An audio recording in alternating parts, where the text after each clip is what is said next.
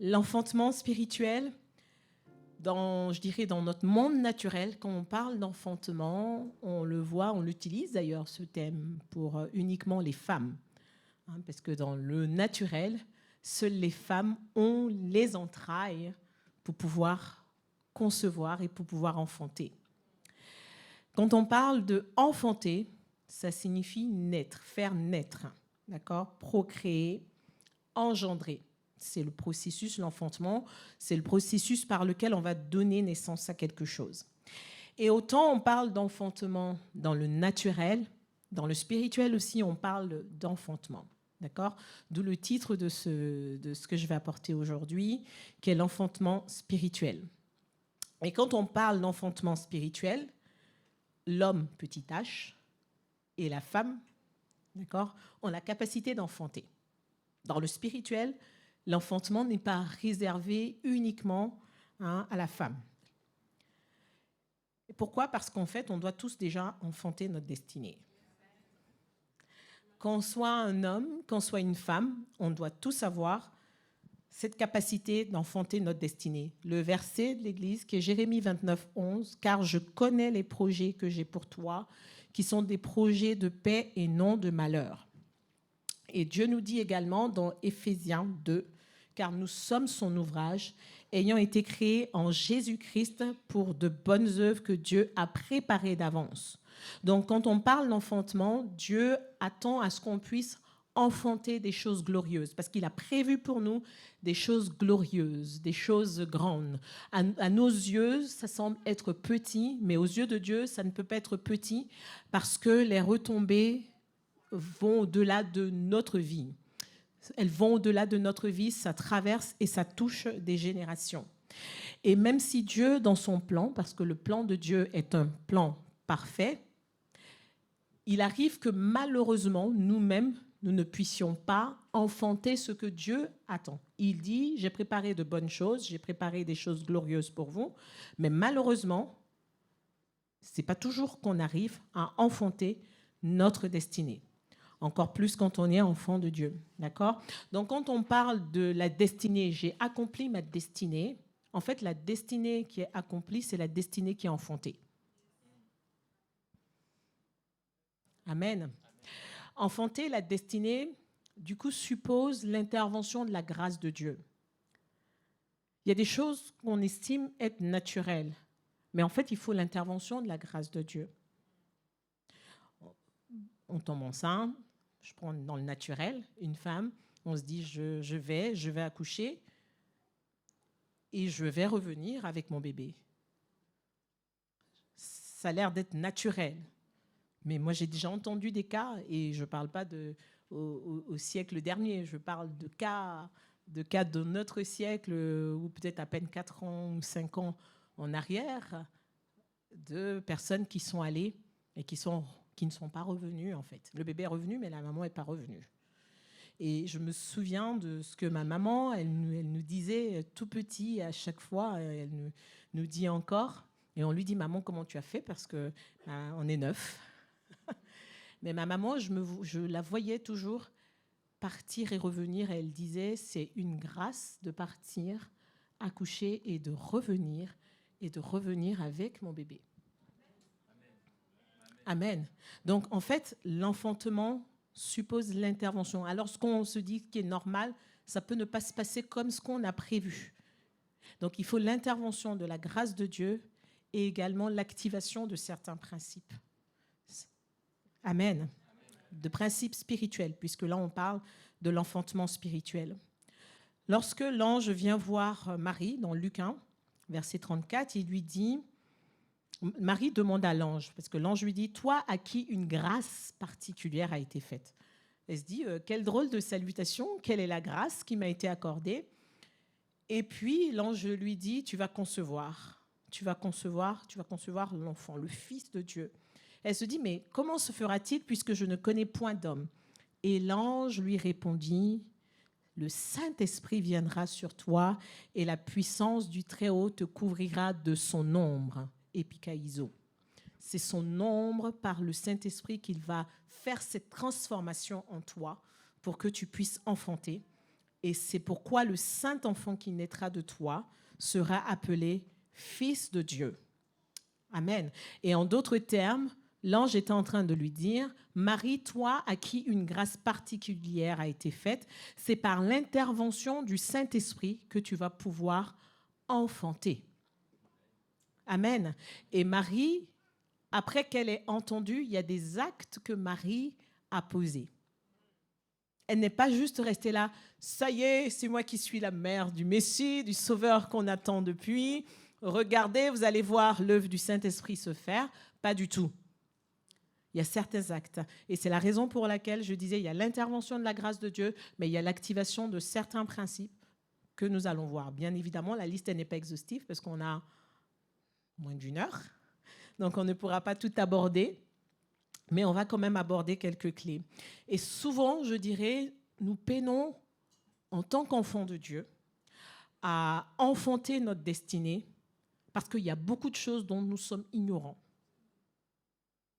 L'ignorance, c'est quelque chose qui coûte cher. Vous savez, quand l'archbishop était là, à la fin du programme qu'on a eu, il y a une dame qui n'était pas du tout de l'église, qui venait d'une autre ville. Elle me dit, je veux simplement, pasteur Honorine, vous bénir. Et elle m'a remis un chèque donc dans la main. Il y avait du monde, donc je n'ai pas regardé. Et puis après, je pense quelques heures après, je me suis dit, au fait, mince, où est-ce que j'ai mis ce chèque? Je ne retrouvais plus. Je ne savais plus. Donc j'ai commencé à fouiller dans le fond de mon sac, regarder tous les recoins. Et puis là, je vois un chèque, je me suis dit, ah, super! C'est le chèque qu'elle m'a donné.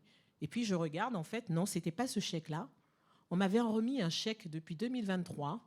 Nous étions allés prêcher, le pasteur Ulrich, et j'étais avec lui, dans une ville en 2023. Et la personne nous avait fait un chèque de 1 000 €. Et je me promenais avec. Pendant 2 ans, j'ignorais que j'avais ce chèque dans mon sac. Et donc, ce jour-là, comme je cherchais le chèque de cette dame, et je retrouve l'autre. Alors, comme en fait c'est enregistré, s'il vous plaît, il va falloir maîtriser les enfants. Parce que quelquefois, on ne peut pas gommer tous les sons en fait en arrière. Donc, il va falloir les maîtriser. S'ils commencent à bouger un peu, s'il vous plaît, les faire sortir. Merci. Et donc là, j'ai réalisé en fait que je me promenais avec... et donc, je me suis dit, c'est l'ignorance. Et le pasteur Ulrich, il m'a dit, il n'y a bien que toi à qui ça peut arriver. Donc, quelquefois, nous ignorons, vous voyez. Et je me dis, quelquefois, on est là, on prie, Seigneur, j'ai besoin. Et le Seigneur dit, mais qu'est-ce qu'elle attend? Je lui ai déjà donné. Elle a même en sa possession, elle ne réalise même pas. C'est exactement ce qui se passe avec la destinée. Il y a beaucoup de choses que nous vivons parce que nous sommes dans l'ignorance. Donc vous vous souviendrez, l'ignorance, ce n'est pas bien. Hein? Et vous vous souviendrez du chèque avec lequel je me suis promenée pendant 2 ans. Alors, on va parcourir quelques principes qui sont attachés à l'enfantement. Le premier principe, c'est le temps de l'enfantement. Quand on parle de l'enfantement, le premier point qui est important, c'est la notion du temps. On ne peut pas faire fi du temps. Nous sommes dans une époque où, avec l'IA, tout va vite, tout est accéléré, en cuisine, air fryer. On a tout ce qu'il faut. Mais quand même, de vous à moi, on se rend bien compte qu'il y a une différence d'un point de vue culinaire entre ce qu'on fait cuire très rapidement et ce qui va prendre le temps, en tout cas, de la cuisson. Pourquoi? Parce qu'en fait, dans l'enfantement, ce temps est prévu pour la préparation. Pendant ce temps de préparation, ce que le Saint-Esprit va faire, c'est qu'il va travailler certaines choses. Et Marie, elle est tombée enceinte. Le Saint-Esprit, donc l'ange est venu lui dire, le Saint-Esprit l'a visitée. Mais Marie, elle n'a pas accouché le lendemain. Pourtant, elle portait quand même le Fils de Dieu. On aurait pu se dire, il y a une intervention divine, c'est vrai quand même, hein, c'est le Fils de Dieu. Donc, elle est enceinte, au bout de quelques jours, là, ça y est. Non, elle est passée par le processus de l'enfantement. Et c'est ce qu'on doit retenir, aussi grande que la destinée soit, il nous faudra passer par le temps qui est le temps de l'enfantement. En fait, ce processus, il est nécessaire. Pourquoi? Parce que c'est ce qui va permettre en fait la maturation de ce qui est embryonnaire. Ok? Aucune destinée, elle n'est identique. Il y a des destinées qui vont prendre 25 ans, on le verra avec Abraham. Il y en a d'autres qui vont prendre une dizaine d'années, mais il n'y a aucune destinée qui est identique. Donc le temps d'enfanter, le temps de l'enfantement va dépendre de la grâce et de la gloire que nous allons porter. Et les combats qui sont associés à notre enfantement seront liés aussi à la grandeur de notre destinée. Ok? Je dirais le deuxième principe quand on parle de l'enfantement et qui est dans la continuité du temps, c'est l'école de la patience. Alors celui-là, je pense que ce deuxième point, je pense qu'on l'entend très très peu de nos jours. Quand je regarde, alors à moins d'écouter des messages assez solides, mais en fait, quand on entend des gens, il n'y a pas l'école de la patience. J'ai eu ça, Dieu a fait ci, j'ai eu ça, Dieu a fait cela. Mais en fait, Abraham, si on prend simplement, on s'attarde un petit peu sur Abraham et Sarah, ils ont attendu combien de temps? Ils ont attendu 25 ans. Entre le temps de la promesse et la manifestation de la promesse, il y a eu 25 ans. Pourquoi l'école de la patience est extrêmement importante? Parce que Dieu veut travailler pendant ce temps notre caractère. Quand je dis que Dieu veut travailler notre caractère, Dieu veut nous apprendre à faire confiance à celui qui a fait la promesse et non la promesse. Amen. Et donc, ça va dans l'école de la patience. Quand Joseph, il était très jeune, il a son songe. Joseph avait quand même son caractère, il était fier, il avait sa tunique, il était distingué. Dieu s'est dit, avec ce caractère-là, ça ne va pas aller. Donc, on va passer par les différents P du processus avant d'arriver au palais. Amen. Et Dieu va faire la même chose avec David. Et Anne, lorsqu'elle va également prier pendant des années, jusqu'à ce qu'elle se retrouve à Shilo. Et là, elle va dire, Seigneur, on va faire un deal. J'ai besoin d'un fils, tu as besoin d'un prophète. Donc, tu me donnes ce fils, il devient ton prophète. C'est ce qui a fait que Anne, lorsqu'elle est allée voir après le sacrificateur Élie, alors que Samuel était tout petit, elle a pu le laisser auprès de Samuel pour qu'il puisse apprendre et qu'il puisse rentrer dans sa destinée. Mais quand on n'est pas passé par l'école de la patience, on pense ça arrive tout de suite, on ne comprend pas ce qu'il y a derrière. La bénédiction n'est pas difficile pour Dieu. Je demande, Seigneur, je veux ça. Le Seigneur peut le faire instantanément. Mais puisque le Seigneur est intéressé par notre enracinement en lui, et surtout quand on est impatient, le Seigneur dit, OK, je vais travailler ce caractère. Ce qui fait que lorsque Dieu va envoyer même la bénédiction, vous allez être excité, mais vous allez être plus excité par le travail que le Saint-Esprit aura fait pendant l'école de la patience, pendant ce temps de l'enfantement. Donc, je veux encourager quelqu'un ici qui peut-être prie depuis des années, il se dit, j'attends, le Saint-Esprit n'a pas encore fait, je ne sais pas si c'est vrai. Dis-toi, Saint-Esprit, montre-moi ce que tu veux travailler en moi, comme ça au moins je saurai rapidement. Et je vais m'aligner. Amen. Parce que quelquefois on ne réalise pas et on est buté, on prie, on se dit je prie. Mais qu'est-ce que tu pries en fait en réalité? Parce que tu n'as pas compris en fait que le Saint-Esprit, il attend que tu apprennes à l'école de la patience. Et en même temps, dans cette école de la patience, il veut apprendre aussi la dépendance. Qu'on apprenne à dépendre de lui. Mais quand on est prêt, c'est ce qui est arrivé dans la vie de Joseph, il a été appelé immédiatement. On lui a dit, changez-lui ses vêtements. Donc, il passe des vêtements de la prison et il se retrouve au palais. Amen. Amen. Et donc, la destinée ne s'enfonce pas du jour au lendemain. Et la gloire de notre destinée ne se manifestera qu'après notre apprentissage à l'école de la patience. Le troisième point sur ces principes-là, c'est que l'auto-enfantement, ça n'existe pas dans le processus. Encore un autre point que je voudrais toucher. en fait, qu'on n'aborde pas beaucoup, peut-être qu'on commence aussi un peu à l'entendre quand même un peu plus, je dirais, dans le monde francophone, mais en fait, on pense qu'on s'auto-enfante. Non. L'auto-enfantement, en tout cas dans le spirituel, ça n'existe pas. Le Seigneur Jésus lui-même, qui est le Fils de Dieu, il a fallu qu'il vienne au travers des entrailles. Il a dû emprunter les entrailles d'une femme qui était Marie. Il aurait pu dire, j'atterris, voici, je suis le Fils de Dieu, j'atterris, mais non. Parce que l'auto-enfantement, ça n'existe pas. En fait, Dieu va utiliser des instruments, toujours, et c'est ce qui est dangereux, en fait, j'ai envie de dire, dans notre époque. Parce qu'en fait, on a une spiritualité dans laquelle on omet complètement la dimension humaine. Le Fils de Dieu lui-même a eu besoin d'utiliser les entrailles d'une femme pour venir dans ce monde.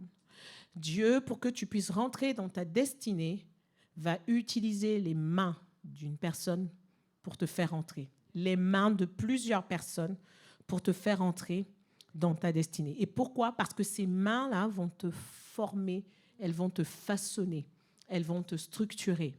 Mais puisqu'on est à une époque où on veut tout faire de nous-mêmes et se casser la figure par la suite, donc on essaye de se convaincre. Mais c'est le troisième principe, avant qu'on aille en profondeur, l'auto-enfantement n'existe pas dans le monde spirituel. Et je dirais, le Seigneur a permis cela aussi pour qu'on apprenne à être humble. Amen. Et dépendre de la capacité des personnes aussi qu'il aura oint pour nous emmener à vivre notre destinée. Lorsque Saul de Tarse, on l'a déjà partagé, rencontre Jésus, après il va se retirer, il va être 3 jours dans le jeûne, mais il aura les écailles sur les yeux, il ne pouvait pas voir. Jésus pourtant pouvait tout de suite lui permettre, ou le même Jésus pouvait lui réapparaître, on est d'accord, pour ensuite enlever les écailles. Mais il lui dit non, et il parle à Ananias, et il dit d'ailleurs à Saul de Tarse, va et on te dira ce qu'il faut faire. Et il va voir Ananias, et il demande à Ananias, va imposer les mains à Saul de Tarse, parce qu'il va être un instrument entre mes mains. Anne, elle priait, elle va se retrouver à Silo, tellement dans l'amertume, elle sera en train de répandre son cœur, elle va rencontrer le sacrificateur Élie qui vient à ce moment-là, et il lui dit, mais est-ce que tu es ivre? Elle dit non, c'est le chagrin qui est tellement fort. Et là, il lui dit, tu vas, l'année prochaine, tu viendras célébrer. Amen. Jean-Baptiste, qui est la voix, qui est celui qui annonce le Messie, est passé par les entrailles d'Élisabeth. Donc, il n'y a pas, ça c'est, je dirais, un point aussi qu'il faut bien noter, l'auto-enfantement n'existe pas. Ce n'est pas possible. En tout cas, pas dans le spirituel. Maintenant, quelles sont les conditions, je dirais, qui sont nécessaires à l'enfantement? Et donc là, on va prendre notre texte. Luc 8, à partir du verset 4.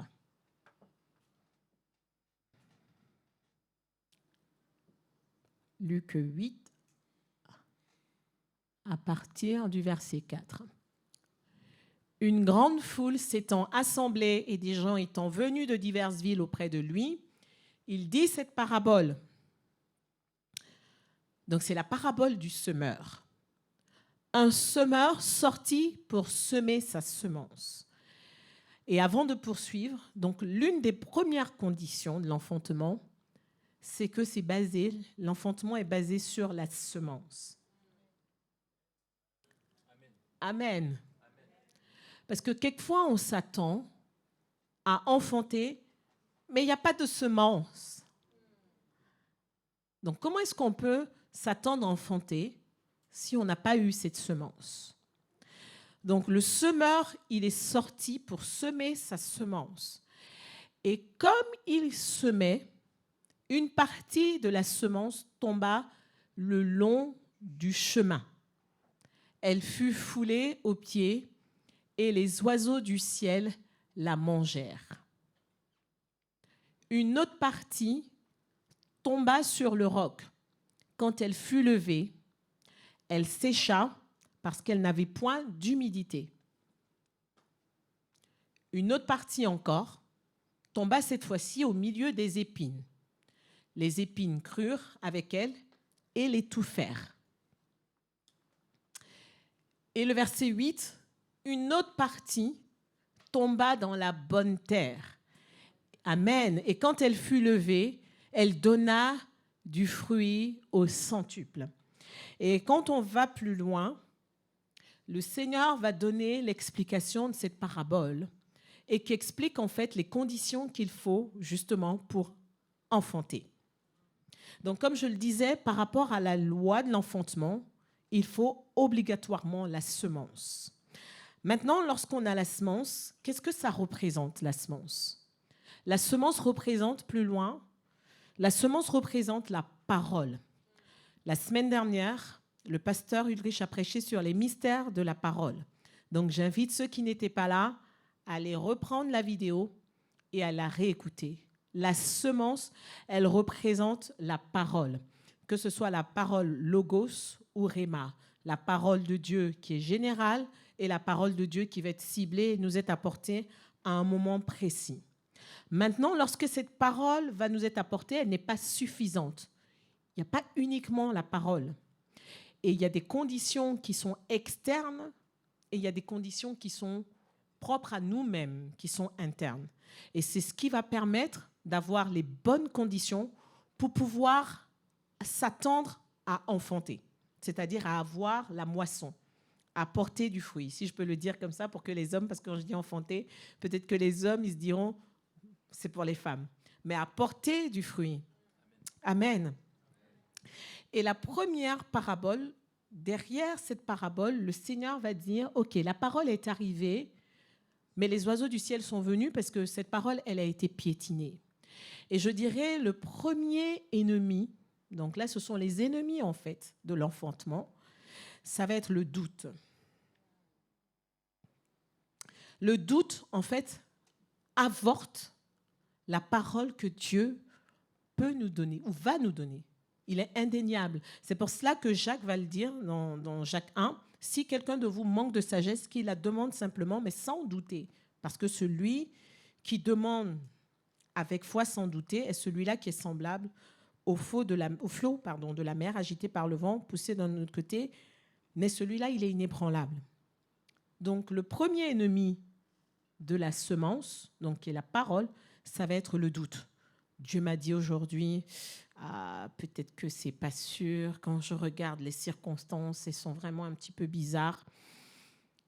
Est-ce que ça va vraiment arriver ? Le prophète est passé, on a eu en plus la visite là, je dirais le mois de mai, le mois de juin, on a eu des hommes extrêmement oints qui sont passés. On a prophète Ulrich qui est là, qui nous donne des paroles, mais depuis je ne vois pas cette parole. Le doute en fait. Mais si on est dans le doute, on ne peut pas s'attendre à moissonner à un moment donné.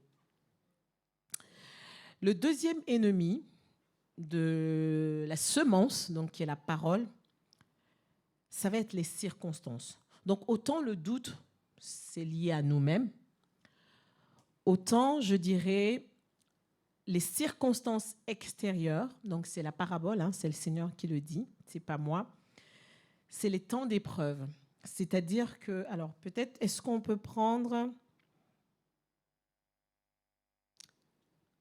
un peu plus loin le verset 14 du même chapitre de Luc ?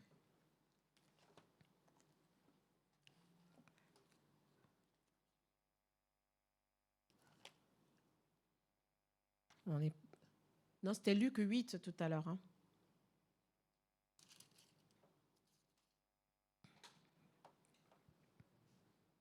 Le verset 11. Voici ce que signifie cette parabole. La semence, c'est la parole de Dieu. Ceux qui sont le long du chemin, ce sont ceux qui entendent, puis le diable vient, il enlève la parole de leur cœur, de peur qu'ils ne croient, d'accord, et soient sauvés. Donc, ils vont être dans le doute. Et deuxièmement, ceux qui sont sur le sol pierreux, ce sont ceux qui, lorsqu'ils entendent la parole, c'est pour cela que je dis, il ne suffit pas d'entendre la parole. La semaine dernière, comme le pasteur Ulrich nous disait, il faut proclamer la parole. La parole est esprit et vie. Amen. Lorsqu'ils entendent la parole, l'acceptent avec joie. Donc, ils ont le cœur qui est réceptif à la parole, mais ils n'ont pas de racines. Ils ne sont pas profonds. D'accord? Et ils croient pour un temps et abandonnent au moment de l'épreuve. C'est pour cela que je dis, le deuxième ennemi, là, ce n'est pas interne à nous, mais ça va être les circonstances contraires. Ça va être le temps de l'épreuve. Amen. On reçoit la parole, sur le coup, on est excité. I receive. Je reçois la parole. Je crois en cette parole. J'ai la joie. Le Seigneur m'a donné une parole prophétique. Il m'a donné un réma. Et je crois que cette parole, elle va s'accomplir. Et maintenant, j'ai un verdict qui est complètement, mais complètement opposé. À l'opposé de ce que j'ai entendu. Donc, c'est le temps des épreuves. Et là, comme il n'y a pas de racines, Jésus dit ici, il y a un manque de racines. Et donc, il n'y a pas d'enracinement.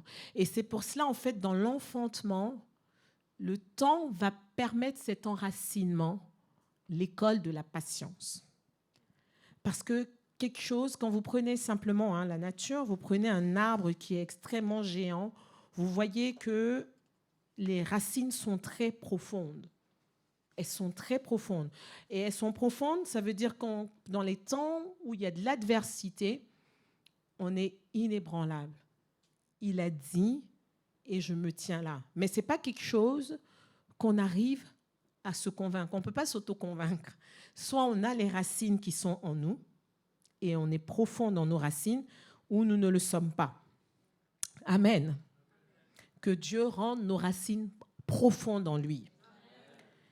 Ce qui est tombé parmi les ronces, ce sont ceux qui ont entendu encore la parole, donc la parole a été bien entendue, mais en cours de route, ils la laissent étouffer.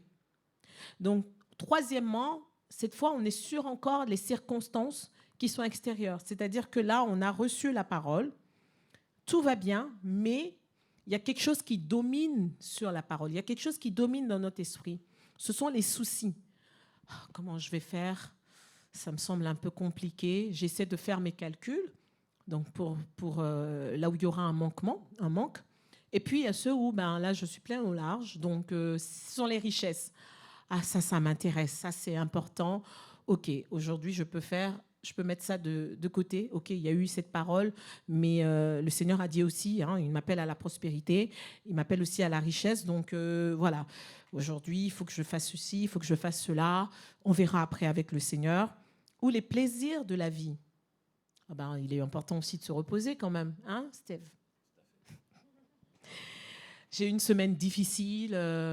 J'aimerais bien, moi, mon dimanche, prendre du temps avec ma famille, ensuite se faire un petit cinéma, un petit spa. Les plaisirs, c'est pas moi qui le dis, c'est Jésus même. C'est la parabole du semeur, expliquée par notre Seigneur Jésus. Et les plaisirs de la vie. Et en fait, puisque les conditions ne seront pas réunies, la parole, elle est arrivée, la semence est là, on l'a entendu, mais la Bible dit que cela ne parvient pas à maturité. Et quand vous avez quelque chose qui est embryonnaire, c'est extrêmement difficile. Parce que ce qui est embryonnaire n'a pas beaucoup de chances de survivre. C'est difficile, il faut un miracle. Je sais de quoi je parle. Amen. Amen. Et dans Luc 1, verset 30, lorsque Marie, elle va recevoir la parole, parce qu'en fait, souvent, c'est ce qu'on ne comprend pas, c'est-à-dire qu'on se dit, on a reçu la parole de Dieu, on a reçu la parole prophétique, obligatoirement, le Seigneur va le faire. On ne pense pas en fait à toutes ces circonstances extérieures. Lorsque l'ange visite Marie et lui dit « Toi, à qui une grâce a été faite ?» Mais dans Matthieu 1, 19, Joseph, son fiancé, il voulait secrètement abandonner Marie. C'est un peu paradoxal. Parce qu'on se dit, c'est quand même étrange, l'ange de Dieu va voir Marie, donc elle est convaincue, il y a la visitation qui est là, elle est palpable, elle est évidente, mais en parallèle, celle qui a reçu une grâce, son fiancé veut l'abandonner à cause de ce qu'elle a reçu. Mais oui, mais c'est ça. Et souvent, donc, on se retrouve entre deux. Oui, il y a eu la promesse, oui, j'ai reçu la parole, mais là, ce n'est pas du tout ce que la parole avait prévu, en fait. Mais Dieu va intervenir en faveur de Marie. Amen. Et c'est là qu'il ira dire à Joseph, non, tu n'abandonnes pas Marie. C'est mon plan et c'est moi qui l'ai visité. Et Dieu interviendra en notre faveur si nous demeurons en lui. Amen. Marie était parfaitement dans le plan de Dieu. Parce que quelquefois, nous-mêmes, nous essayons aussi de bâtir notre propre schéma, notre propre cheminement. Mais Marie, elle n'est pas rentrée dans cette histoire d'elle-même. C'est le Saint-Esprit qui est venu sur elle, qui l'a couvert de son ombre et qui l'a visitée. Et le Seigneur a dit, c'est mon histoire. Marie, reste calme. Je vais parler à Joseph. Amen. Et on arrive là sur la bonne terre, celle qui est propice à l'enfantement. Donc, on n'est plus là sur les ennemis de l'enfantement, mais sur les bonnes conditions, justement, qui seront réunies et qui vont constituer cette bonne terre. Et je dirais que la première condition qui représente cette terre, c'est le cœur. Parce que tous les autres ont entendu la parole. Mais ne soyons pas des auditeurs oublieux, nous dit la parole. On ne peut pas entendre la parole. Il y a la manière dont on va recevoir la parole et cela dépend de notre condition interne, notre cœur. C'est ce qui va conditionner ou qui va être la première, j'ai envie de dire, la première condition favorable pour qu'il puisse avoir cet enfantement-là. Un cœur honnête et bon. Ce n'est pas juste un cœur honnête, mais un cœur honnête et bon. La retienne, donc il y a le cœur honnête et bon. Il y aura la persévérance. Amen. Donc ça, pareil, je pense qu'on n'entend pas trop. Moi, je le vois un peu avec mes étudiants. Je l'ai fait aujourd'hui, on ne va pas demander que je le fasse tout le temps. Et on le voit un petit peu avec la génération actuelle, mais la persévérance, le cœur honnête, le cœur parce que c'est là où siègent toutes les choses. Les sources de la vie viennent de notre cœur. Un cœur honnête, c'est ce cœur-là qui est sincère vis-à-vis de Dieu, qui est vrai avec Dieu. C'est ce cœur-là qui connaît ce que Dieu veut. C'est ce cœur-là qui sait que la promesse qui a été faite par celui qui est fidèle. Et le cœur qui est bon et qui va ensuite retenir. C'est-à-dire ce cœur-là qui va faire confiance. Qui va faire confiance peu importe les épreuves, qui va faire confiance peu importe les plaisirs de la vie, qui va faire confiance peu importe les circonstances qui peuvent être contraires, qui va faire confiance même quand on est dans le manque et qu'on a cette tentation de se compromettre. Amen. Je dirais la deuxième condition ici, et qui représente cette terre qui est fertile et qui va être capable d'enfanter, c'est l'entourage. Aïe, aïe, aïe. C'est l'entourage. On se dit, mais qu'est-ce que l'entourage vient faire? Mais en fait, c'est l'entourage qui va transformer la semence. Ça va favoriser la transformation de la semence. Ça va permettre à ce que la semence soit arrosée de la bonne façon et qui va conduire à l'enfantement. Parce qu'il ne faut pas simplement concevoir, il faut enfanter. Je fais la différence entre on peut concevoir, mais on peut ne pas arriver au bout. Amen. Lorsque Marie reçoit la parole, donc on est dans Luc cette fois-ci, on ne va pas forcément reprendre, on est dans Luc chapitre 1 à partir du verset 30. Lorsque l'ange vient voir Marie, il lui dit, regarde, ta parente Élisabeth, elle est enceinte depuis 6 mois. D'accord? Et qu'est-ce que Marie va faire? Marie, et c'est pour ça que je disais tout à l'heure en introduction, il faut l'intervention de la grâce, mais il n'y a pas que l'intervention de la grâce. Il y a les actes que nous-mêmes, nous devons poser. Amen. Et c'est ce que j'appelle ces clés spirituelles qui vont être essentielles. Qu'est-ce que Marie va faire? Marie va aller voir sa parente Élisabeth. Pourquoi? Parce qu'elle se dit, ma parente Élisabeth, dont le Saint-Esprit m'a parlé, va être l'entourage qu'il me faut pour que je puisse enfanter. Parce que là, déjà, je vois Joseph qui voulait m'abandonner. Il a fallu l'intervention du Saint-Esprit. Je n'imagine même pas tous mes parents, toute ma famille, tout ce qu'ils pensent, mais toute la pression que je vais avoir. Si je reste dans ce contexte-là, ça va avorter la promesse. Je ne peux pas me permettre de rester dans ce contexte-là. Donc Marie, elle va aller voir Élisabeth. Et lorsqu'elle arrive et qu'elle voit Élisabeth, Élisabeth va sentir quelque chose dans ses entrailles. Et elle va commencer à dire, tu es bénie, en fait, sans même qu'elle ne sache que Marie elle-même a reçu cette visitation-là. Et ce qui est important, et quelquefois c'est ce qu'on ne comprend pas, Jean-Baptiste est celui qui devait annoncer la voix, on est d'accord. Mais Jésus était le Fils de Dieu. Mais Élisabeth est tombée enceinte avant Marie. Donc Marie allait voir, même si ce que Marie portait était plus grand, elle est allée auprès d'Élisabeth. Pourquoi? Parce qu'elle s'est dit, Élisabeth, elle a déjà vécu les premiers symptômes. Élisabeth sait les conditions. Élisabeth a déjà l'expérience. Et puis quand ça n'allait pas, Élisabeth, je suis sûre qu'elle savait comment prier. D'ailleurs, Marie, quand on lit, Marie va rester les 3 premiers mois. D'un point de vue médical, quand justement vous allez voir le médecin, quand on dit que vous êtes enceinte, on demande que vous attendez les 3 mois avant de pouvoir annoncer. Parce qu'il y a un risque qui est beaucoup plus grand avant ces 3 mois-là. Maintenant, imaginez que pendant ces 3 mois, vous faites la Java, vous êtes avec toutes les personnes qu'il ne faut pas, d'ailleurs, qui ne vous font pas ou qui ne vous rappellent pas votre état d'enfantement. D'accord? Vous êtes dans la conception et vous êtes dans ces 3 premiers mois critiques. Vous portez ce que vous voulez, vous serrez la taille comme vous avez envie de serrer la taille, vous buvez ce qu'il ne faut pas faire, ce qu'il ne faut pas boire, vous mangez comme vous voulez. Et puis, bizarrement, il y a les vomissements qui arrivent, les nausées et tous ces symptômes, et ces choses bizarres, peut-être dont on ne parle pas. Alors, ce n'est pas toutes les femmes, hein, mais dont on ne parle pas forcément. Puis là, on se dit, oh là là, mais ça va être long, hein.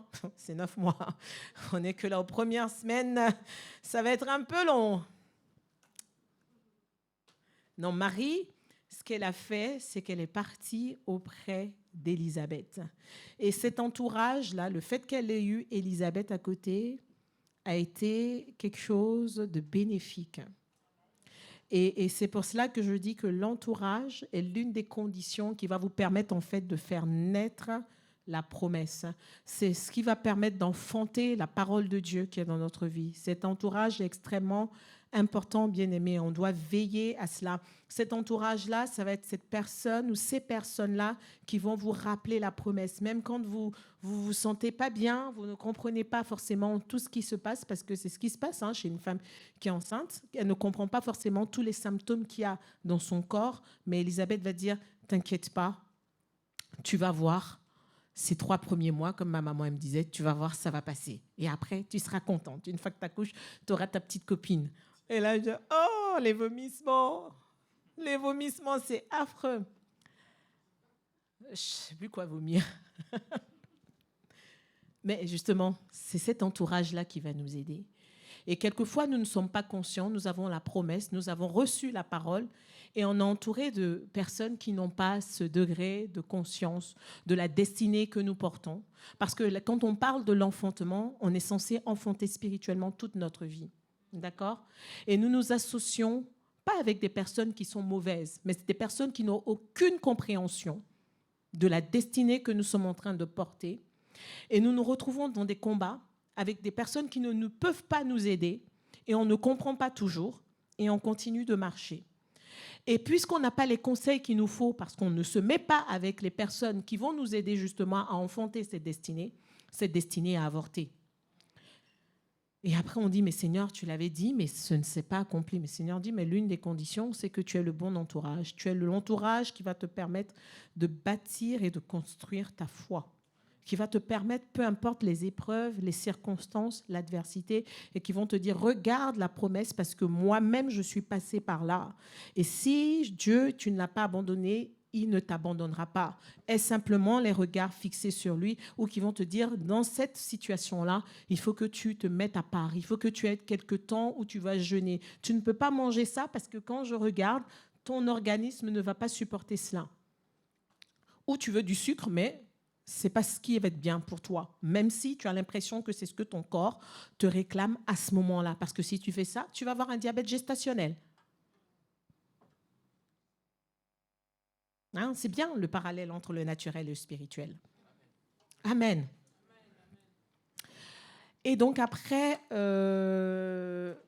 après la condition, je dirais, de l'entourage, il y a la vie de consécration. La vie de consécration et la vie, quand je parle de consécration, je parle de sacrifice. Parce qu'en fait, quand on est dans cette phase-là d'enfantement, il y a des choses dont on a envie, comme je le disais tout à l'heure, mais en fait, il y a un confort qu'on perd. Parce que quand le vent il commence à être gros, ça tire au niveau du dos.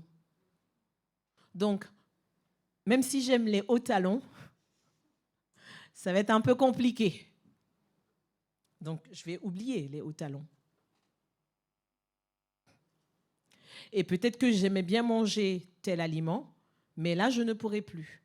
En fait, je m'oublie et je fais passer avant moi ce que je porte. Parce que c'est ma destinée, c'est ce que je dois enfanter qui, à ce moment-là, importe. Donc, mon confort, tout ce que j'aimais forcément avant ou que j'aurais bien voulu faire, sur cette période où je dois enfanter, je dois m'en priver. C'est pour ça que je parle de la vie de consécration et de sacrifice. Lorsque Daniel arrive, donc Daniel et ses amis, Shadrach, Meshach, Abednego, qui venaient de familles aisées, qui vont se retrouver à Babylone, on va leur demander un certain régime alimentaire. Et ils vont dire, nous, on ne peut pas manger les mets du roi, on ne peut pas se souiller. Mais donne-nous cette possibilité. Ils vont renoncer, en fait, à ce moment-là, à quelque chose. Ils vont dire, on ne va pas manger toutes ces viandes. Nous, on va manger que des légumes. Et vous allez voir, au bout de 3 semaines, vous allez voir comment est-ce qu'on réagit. Amen. Ils ont renoncé dans cette période-là pour quelque chose de meilleur. Effectivement, celui qui s'occupait d'eux a vu qu'ils avaient de l'embonpoint. Ils étaient même en meilleure forme que les autres. Ils ont renoncé, ils ont sacrifié et Dieu a honoré cela. Donc la vie de consécration est celle qui est indispensable et qui va permettre en fait qu'on soit distingué. Amen. Amen. Amen. Ensuite, quand on parle de l'enfantement, ce sont des choses que vous connaissez, mais j'ai essayé de trouver un fil conducteur. Il y a la prière. Il y a la prière qui est extrêmement importante. Et il y a différentes sortes de prières. Il y a des prières quand on fait, quand tout va bien, mais il y a le type de prière qu'on fait quand on est en train d'enfanter. On rentre dans un autre type d'intercession. C'est plus la prière conventionnelle. La prière, elle vient du fond de nos entrailles pour qu'on puisse voir l'accomplissement. Quand on prend le prophète, là on va prendre le texte. Donc c'est 1 Roi 18. Le prophète Élie.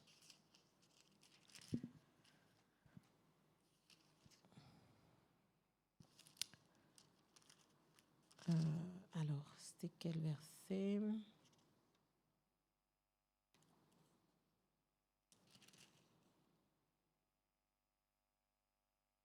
À partir du verset 41.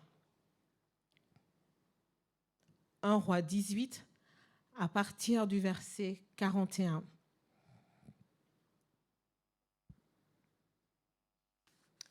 Et Élie dit à Akab, monte, mange et bois, car il se fait un bruit qui annonce la pluie. Akab monta pour manger et pour boire, mais, celui-là vous le surlignez, Élie y monta au sommet du Carmel et se penchant contre terre, il mit son visage entre ses genoux. Imaginez un petit peu la scène. Je ne vais pas la reproduire là. Imaginez un petit peu la scène. Il était complètement dans une autre attitude qui était la dimension où il était en train d'intercéder. Il dit à Akab, toi tu peux monter et tu peux aller manger et boire. Et souvent, c'est ce qu'on fait. On a l'attitude de Akab où on se dit on monte, mais on mange, on va manger et on va boire. Mais Élie, la Bible nous dit, mais Élie, il est allé au sommet du mont Carmel. Et là, il est parti maintenant pour s'attendre à voir. Il est monté, mais il n'est pas monté de la même manière qu'Akab. Et c'est pour cela que ce chant-là, j'ai voulu qu'on le prenne tout à l'heure, parce qu'il n'y a uniquement que dans la prière que le Saint-Esprit est capable de nous faire monter et nous permettre de voir certaines choses. Amen. Si on n'arrive pas à accéder au sommet, le mont Carmel, qui était le lieu de l'autel, on va dire, du prophète Élie, si on ne va pas pour chercher la face de Dieu et pour être dans l'intercession, je suis désolée, il y a des paroles, et qui sont des paroles véritables de Dieu, elles ne s'accompliront jamais dans notre vie. Amen. Et c'est pour cela que la semence, elle est obligatoirement nourrie dans la prière. La prière, ce n'est même pas une option. Le prophète Élie, il était enceinte de la parole. Le contexte, pour rappeler, ils étaient dans un contexte où il y avait eu la famine. Il a prophétisé pendant 3 ans et demi. Il a dit qu'il y aura la sécheresse, il n'y aura pas une seule goutte de pluie, parce que Akab s'est éloigné de Dieu. Il a fait la même chose que son père Omri. Et donc Dieu dit, pendant 3 ans et demi, parce que vous avez décidé d'aller vers des idoles de Baal, 3 ans de sécheresse. Dieu donne une issue, il donne une instruction au prophète Élie. Et après, il dit, et la parole, elle est claire, c'est Dieu qui dit au prophète Élie, va voir Akab et dis-lui que je vais faire tomber de la pluie. Ce n'est pas le prophète Élie qui s'est levé de lui-même, c'est Dieu lui-même qui a dit cela à Élie. Donc Dieu lui-même qui nous donne sa parole. Mais on se dit, ok, on va manger et boire comme Akab. On ne va pas monter au sommet, aller au sommet du Carmel pour chercher la face de Dieu et être dans l'intercession prophétique. Et là, on est dans les douleurs de l'enfantement parce qu'on est en train d'enfanter quelque chose dans le spirituel. Et c'est la prière. Et notre prière, du coup, à ce moment-là, on ne vous dit pas que le prophète Élie a les mains qui sont croisées et qui dit, Seigneur, tu l'as dit toi-même, donc tu vas accomplir cette parole. Amen. Ce n'était pas ça du tout. Il a eu une attitude contraire. Il était dans cette posture où maintenant, il s'attendait et il regardait.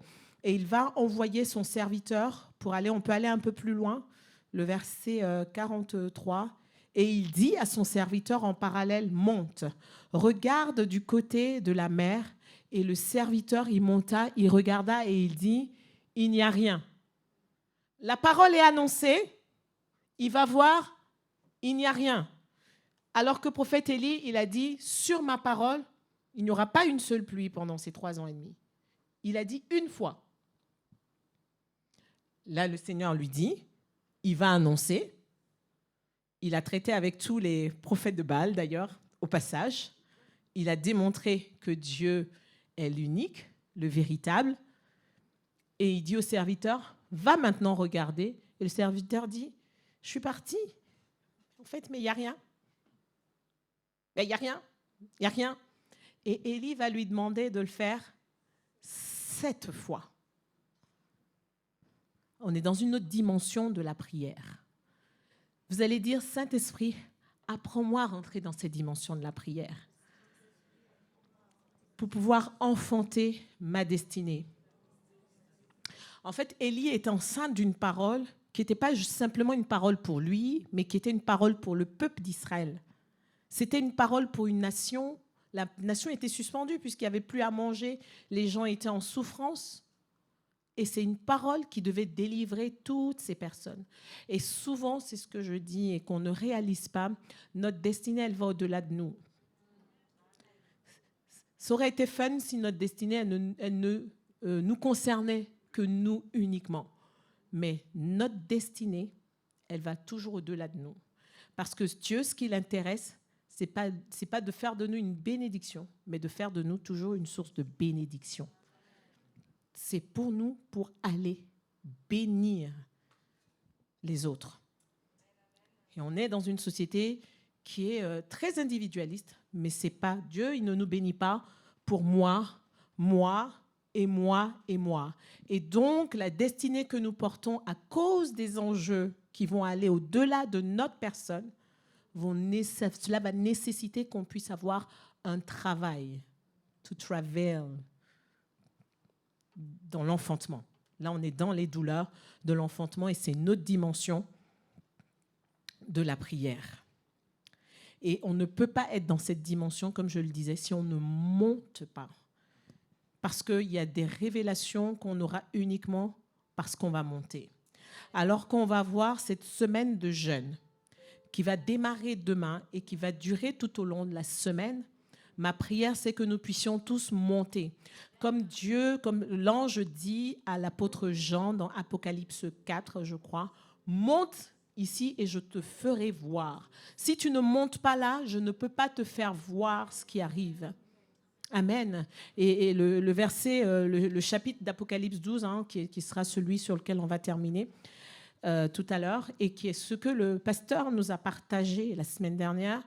On ne peut pas voir le dragon qui attend que l'enfant sorte si on ne monte pas.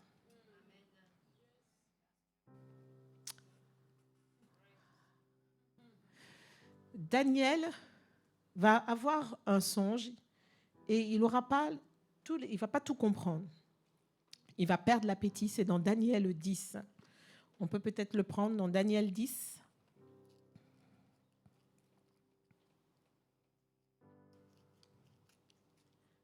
On peut prendre le premier verset.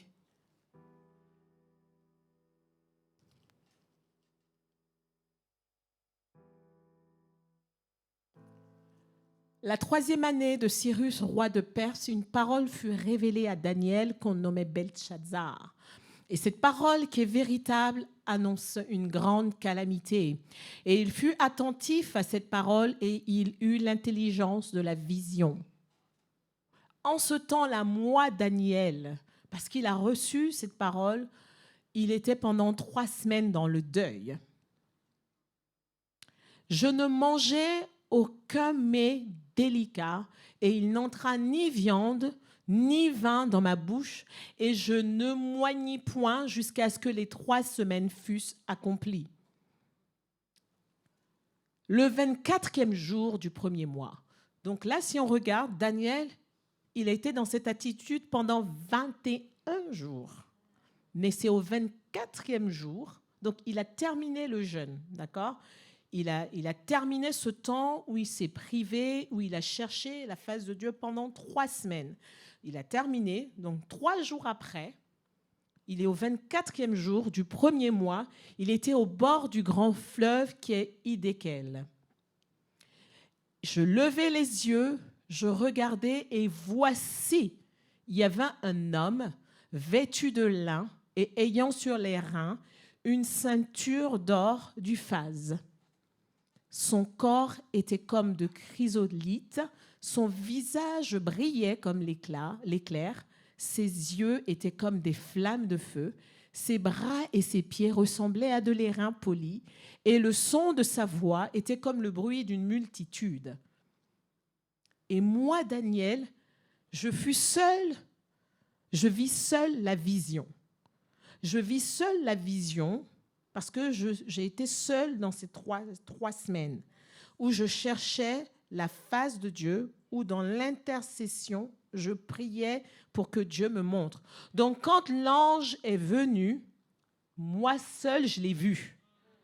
Mais les hommes qui étaient autour de moi, ils ne l'ont pas vu, mais ils ont été saisis d'une grande frayeur. Parce qu'il y avait une présence et qu'ils ont entendu. Et ils ont pris la fuite pour se cacher.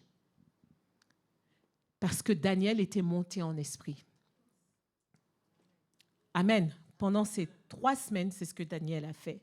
Et je prie que pendant cette semaine de jeûne, alors que nous sommes dans l'année du réveil, que le Saint-Esprit nous fasse monter pour qu'on puisse voir ce qui empêche de vivre pleinement le réveil, ou sinon, si on a commencé à le vivre, qu'on puisse le vivre dans la plénitude et que cela soit contagieux pour tout notre entourage.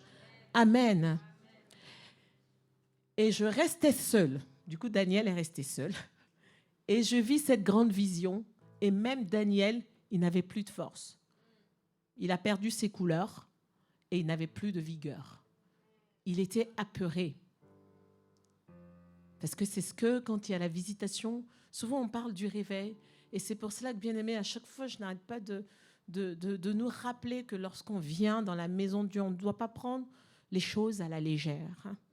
Parce que si simplement l'Esprit de Dieu pouvait ouvrir nos yeux pour réaliser, je pense que nous serions sûrement plusieurs à fuir de la pièce. Verset 10. Jean, verset 10. Et puisque Daniel était apeuré, il n'avait plus de force, il est tombé. Et c'est à ce moment-là qu'une main l'a touché et a secoué ses genoux et a secoué ses mains. Et quand il ira plus tard, l'ange va lui dire, pendant 21 jours, il va lui expliquer.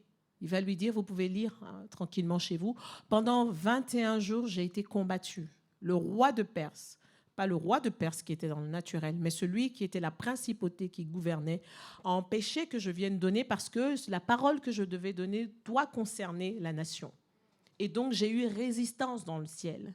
Et il a fallu que l'ange Michael, par les prières que tu avais faites, tu as activé l'ange Michael qui est venu. Et c'est les anges guerriers qui sont venus m'aider pour que je descende pour te donner la révélation. Mais quand je termine là, je dois repartir parce que je vais être encore combattu. Et c'est là, c'est sur la base de ce verset qu'on dit qu'il y a au moins 3 ciels. Parce qu'il parle d'un ciel où avant qu'il n'arrive à la manifestation, il y a eu un combat, il y a eu une dimension. Nos mains doivent être exercées au combat. Nous dit David dans les psaumes, exerce mes mains au combat. On ne peut pas être un enfant de Dieu sans avoir les mains qui sont exercées au combat, surtout lorsqu'on doit enfanter la destinée. Parce qu'il y a des moments où c'est douloureux, il y a des moments où c'est inconfortable, il y a des moments où on ne comprend pas, on est triste même, comme Jésus dira dans Jean 16. Nous pouvons être tristes, mais cela ne va durer qu'un instant lorsque nous sommes dans les douleurs de l'enfantement. Et on oublie, c'est pour ça d'ailleurs qu'après, les femmes retombent enceintes. Parce qu'on oublie. C'est comme si c'est une douleur qui disparaît. N'est-ce pas?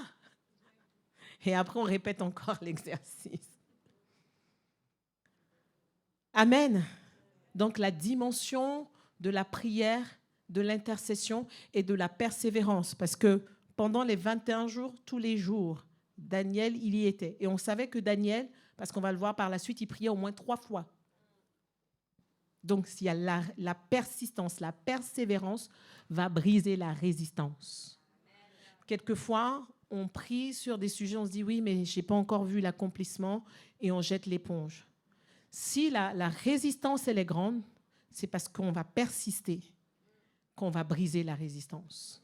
Donc, ce n'est pas parce que je vais venir une fois à ciel ouvert, je vais venir 2-3 mois pendant consécutifs à ciel ouvert, je vais voir des avancées, je vais voir des choses qui se passent, mais il y a d'autres résistances.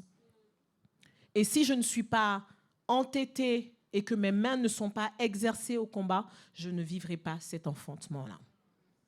Dis, Seigneur, exerce mes mains au combat. Le temps passe vite. Peut-être que je vais terminer sur le dernier point et les enjeux, on parlera peut-être une autre fois. Mais je voulais reprendre Apocalypse 12 parce que dans Apocalypse 12, qui était le verset que le pasteur nous avait partagé la semaine dernière, il expliquait la femme justement qui était sur le point d'enfanter. Elle était en train de vivre ses douleurs, mais en même temps, il y avait le dragon qui était là juste en face et qui attendait de prendre l'enfant. Mais il y a eu le secours divin. Amen. Et le Seigneur lui-même va enlever l'enfant et la femme l'emmener dans le désert. Et à un moment donné, le dragon, il va revenir, mais pas seul. Il sera avec le serpent cette fois. Et c'est là que Dieu va donner des ailes à la femme. Bon, on n'aura pas le temps de parcourir. Mais la dernière condition sur laquelle je veux terminer par rapport à la loi de l'enfantement, c'est l'école de la sagesse. L'école de la sagesse, si j'ai la semence, j'ai la parole, j'ai fait tout ce qu'il faut, j'ai fait la prière, j'ai eu le bon entourage, si je n'ai pas la sagesse, ça peut être quand même compliqué. Pourquoi? Parce que lorsque Marie va accoucher, donc il y aura Jésus, il y a Hérode qui va se lever. Et lorsque Hérode va se lever, Dieu va apparaître en songe à Joseph en lui disant « Joseph, même si c'est mon fils, pars en Égypte. Fuis parce que Hérode en a après lui. Et d'ailleurs, il va tuer tous les enfants qui avaient en dessous de 2 ans, juste pour atteindre la cible. » C'est exactement le même décret satanique qui a été sur Moïse. Pharaon, cette fois. C'est le même type d'esprit qui fonctionne pour avorter la destinée. Et Dieu dit à Joseph, l'ange, par l'ange qui lui apparaît dans son rêve, « Lève-toi, prends l'enfant et sa mère, et fuis en Égypte, et tu restes là-bas jusqu'à ce que moi-même, le Seigneur, je t'avertisse, car Hérode va rechercher l'enfant pour le faire périr. » C'est dans Matthieu 2, au verset 13. Maintenant, disons que je dis que je porte la destinée la plus grande que Dieu a pour moi, mais il y a des moments où il faut se cacher. Et ça, là, je parle aux jeunes de cette génération. Les réseaux sociaux, c'est extraordinaire. C'est des instruments puissants, mais il y a des moments où Dieu dit qu'il faut se cacher.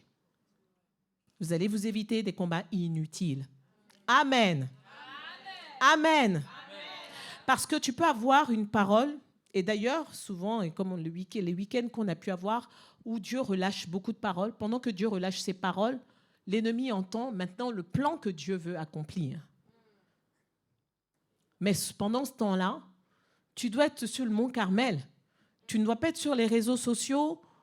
Regardez-moi, j'ai une parole à dire. Oui, le temps va venir pour les réseaux sociaux parce que ta voix, Dieu va la rendre audible pour bénir. Mais pendant ce temps où tu es en train d'enfanter, Dieu te demande de te cacher.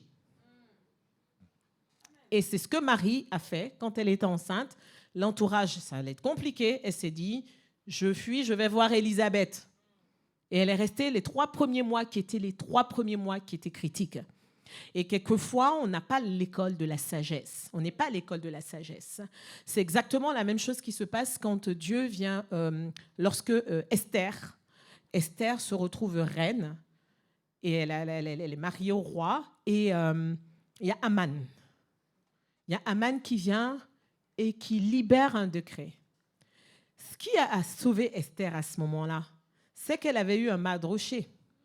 Elle a eu un père spirituel, elle a eu un mentor spirituel qui lui a dit « Attends, tu ne révèles pas tout de suite ton identité. » Et donc, quand elle a été attaquée, quand le peuple a été attaqué, il a dit « Esther, il faut que tu ailles voir le roi maintenant. Tu vas être l'élément stratégique entre les mains de Dieu pour changer la destinée de son peuple. Parce que Aman veut faire périr le peuple. » Et c'est là, à ce moment-là, qu'elle va révéler son identité quand elle ira voir le roi, quand elle va l'inviter et qui va venir avec Aman et dire, voilà, il y a un décret qui a été libéré, mais c'est contre mon peuple parce que moi, je fais partie de ce peuple-là. Et Esther, elle a eu les instruments, je dirais, les clés qu'il faut. Elle a demandé de jeûner pendant 3 jours. Ils n'ont pas bu, ils n'ont pas mangé. C'est pour ça qu'on parle du jeûne d'Esther. Et parce qu'elle ne pouvait pas apparaître devant le roi sans qu'il ne l'ait demandé. Il pouvait présenter son sceptre ou il pouvait le baisser et on pouvait l'éliminer. Donc elle a dit, OK, on va faire ce qu'il faut sur le plan spirituel. Maintenant, il fallait qu'elle soit assez smart, comme on le dit, assez intelligente pour dire, quand je vais arriver devant le roi, je ne vais pas dévoiler. Je pense que certains en seraient arrivés, oh roi, je préfère te dire, il y a le malheur qui frappe. Non, elle a dit, roi, on va le faire dans la sagesse. Je veux organiser un repas. Et je voudrais que toi, le roi, que tu viennes avec Aman. Et le roi dit, mais dis-moi ce que tu veux. Elle dit, je veux juste ça pour l'instant. Le roi dit, mais je te donnerai tout ce que tu veux. Elle dit, non, je veux juste ce repas-là. Quand ils arrivent, elle lui dit encore, roi, sois le bienvenu. Je veux juste ce repas-là. Et après, je te dirai. Et le roi insistait. Elle a dit, non, je veux juste ce repas-là. C'est la sagesse. Dans la sagesse, il y a l'instruction divine. Hein, il nous a partagé cela avec Bishop Salifou. Il y a l'instruction divine. Il y a ce que Dieu va nous demander de faire. Dieu nous a donné ou t'a donné une parole en te disant « Je veux t'élever, je veux t'envoyer dans cette sphère, je veux te permettre d'accéder à certaines choses », mais nous manquons cruellement souvent de la sagesse de Dieu. Et on se dit « J'y suis, je vais le faire maintenant par mes propres forces, comme si j'étais arrivé là par mes propres forces. » Et après, on est en galère. « Oh Dieu, mais tu m'as dit, et qu'est-ce qui se passe ?» Dieu dit « Mais je ne t'ai pas demandé de faire comme ça. Est-ce que tu m'as demandé mon instruction pour savoir comment il faut le faire ?» Dans l'enfantement, il y a la dimension prophétique qui est extrêmement importante. On le voit d'ailleurs dans Apocalypse 12, parce qu'on n'a pas le temps de pouvoir l'aborder, mais c'est extrêmement important. Dans l'école de la sagesse, il y a l'instruction divine. On ne peut pas être prophétique, on ne peut pas enfanter notre destinée si on n'a pas cette dimension prophétique. Parce que lorsque la femme va être attaquée dans le livre d'Apocalypse 12 par le dragon et le serpent, parce que la terre, le serpent va relâcher en fait l'eau pour avaler. Et la Bible dit, la terre va secourir. Donc vous voyez que tout ce que Dieu a créé peut être en notre faveur ou pas en notre faveur. Amen. Et c'est à nous d'avoir l'instruction prophétique, les ailes pour montrer la dimension prophétique. Il n'y a qu'un aigle qui est capable de monter et d'avoir cette vision-là. Amen. Donc, l'école de la sagesse demande de se cacher. Donc là, je parle beaucoup aux jeunes des réseaux sociaux. Le temps viendra où il y a des choses à dire. C'est important, c'est un outil qui est puissant, qui permet de toucher des vies. Mais il y a des moments où Dieu va dire qu'il faut faire la pause des réseaux sociaux parce que je veux que tu sois sur la montagne, que tu aies les ailes de l'aigle et que tu prennes de la hauteur. Tu vas t'éviter des dragons prématurés. Parce que si tu n'as pas les armes et tu n'as pas les mains qui sont déjà exercées au combat, tu vas te prendre des coups inutiles. Et donc, écoute les conseils des Mardochée qui sont là et qui te demandent de ne pas révéler ton identité trop tôt. Amen. Que le Seigneur vous bénisse. Nous espérons que vous avez été édifiés et inspirés par cet enseignement. Nous vous invitons à continuer à nous suivre via nos réseaux sociaux. Si vous le souhaitez, vous avez la possibilité de soutenir notre vision de former des disciples authentiques à travers nos liens PayPal, Helloasso et RIB. Nous nous réjouissons aussi à l'idée de vous accueillir lors de nos célébrations hebdomadaires dont les horaires sont indiqués sur nos pages Instagram et Facebook. Demeurez abondamment bénis